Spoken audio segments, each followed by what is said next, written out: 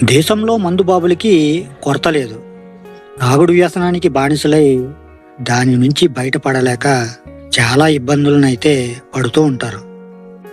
అయితే కొన్ని మార్పుల ద్వారా తాగుడు అలవాటుకు దూరం కావచ్చని నిపుణులు చెబుతున్నారు. మరి ఆ విషయాలు ఏమిటో మనం ఇప్పుడు ఈ వీడియో ద్వారా తెలుసుకుందాం. ఈ వీడియోని ఎక్కడ కూడా స్కిప్ చేయకుండా పూర్తిగా చూస్తే మీకే అర్థమవుతుంది. అయితే అంతకన్నా ముందు మీలో ఎవరైనా మన ఛానల్ని మొదటిసారి చూస్తున్నట్లయితే ఇటువంటి health benefits and informative videos కోసం మన ఛానల్ని సబ్స్క్రైబ్ చేసుకోండి. అలాగే ఈ టాపిక్ అనేది నచ్చితే లైక్ చేయండి, అలాగే షేర్ చేయండి. ఓకే ఫ్రెండ్స్, నా పేరు Jayaramakrishna. Welcome to our channel ఇట్లు మీ ఆర్కే.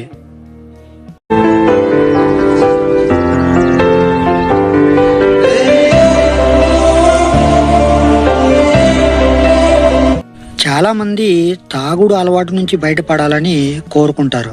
ఇక తాగే అలవాటు ఉన్నవారు దాని నుంచి బయటపడేందుకు ప్రయత్నించి విఫలం అవుతూ ఉంటారు. అనేక కారణాల వల్ల చాలా మంది మద్యం సేవిస్తూ ఉంటారు. దీనివల్ల అనేక రోగాల బారిన పడాల్సి వస్తుంది. వారి శరీరంలో గూడు కట్టుకుని ఉన్న అనేక రకాల రోగాలకు ఈ మద్యం అలవాటునే కారణం అయి ఉంటుంది.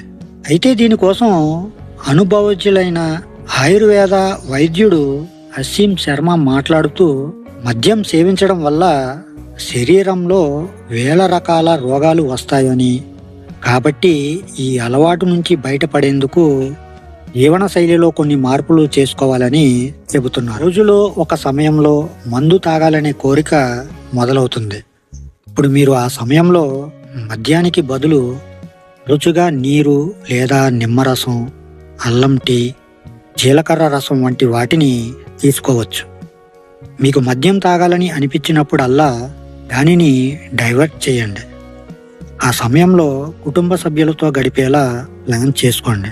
అలాగే రోజు వ్యాయామం చేయడం మొదలు పెట్టండి. వ్యాయామం కారణంగా మానసిక స్థితి మెరుగవుతుంది. ధ్యానం కూడా మంచి టెక్నిక్.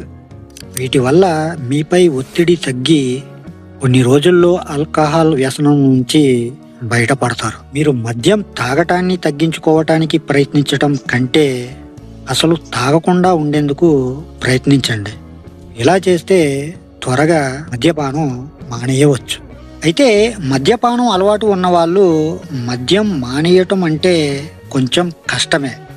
అయినా ప్రయత్నిస్తే సాధించలేనిది ఏదీ లేదు. మీరు అనుకున్న సంకల్పం గొప్పది అయితే ఖచ్చితంగా ఆ సంకల్పాన్ని సాధించగలరు. మీకు ఉన్న ఈ అలవాటు వల్ల మీరు ఇబ్బంది పడటం కంటే మీ చుట్టూ ఉన్న వాళ్ళు, మిమ్మల్ని నమ్ముకున్న వాళ్ళే ఎక్కువగా ఇబ్బందులు పడతారు. కనీసం మీకోసం కాకపోయినా వారి కోసం ఆలోచిస్తే ఖచ్చితంగా మీరు అనుకున్నది సాధిస్తారు. ఆలోచించండి. మీ మీద ఉన్న బాధ్యతలని, అలాగే మీపై ఆధారపడిన వాళ్ళని ఒకసారి గుర్తు తెచ్చుకోండి. తప్పకుండా మీరు మద్యం తాగే అలవాటుని ఖచ్చితంగా వదిలేస్తారు. ఎందుకంటే మీకు బాధ్యతల కంటే ఏవి ఎక్కువ కాదని తెలుసు. అలాగే గుర్తుంచుకోండి, మద్యపానం ఆరోగ్యానికి హానికరం. ఈ చిన్న చిట్కాలతో మీ మద్యం తాగే అలవాటుని మానుకోవచ్చు. అది సంకల్పం, అలాగే కృషి, పట్టుదల. ఈ మూడు మీ దగ్గర ఉంటే ఖచ్చితంగా ఈ అలవాటుని వదులుకోవచ్చు. సో ఫ్రెండ్స్, మరి అర్థమయ్యిందా అనుకుంటున్నాను. మరి నేను మీకు ఈరోజు చెప్పాలనుకున్న టాపిక్ అయితే ఇది. ఈ టాపిక్ అనేది మీలో ఎంతమందికి యూజ్ఫుల్గా అనిపించిందో వాళ్ళ కింద కామెంట్ సెక్షన్లో మీ విలువైన అభిప్రాయాన్ని కామెంట్ ద్వారా తెలియచేయండి. అలాగే ఈ టాపిక్ అనేది మీకు నచ్చితే లైక్ చేయండి, అలాగే మరికొంతమందికి షేర్ చేయండి.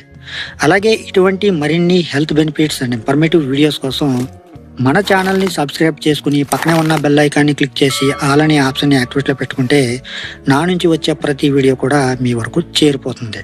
ఓకే ఫ్రెండ్స్, మరొక మంచి టాపిక్తో మళ్ళీ కలుసుకుందాం. Love you all. Thank you for watching. జై హింద్.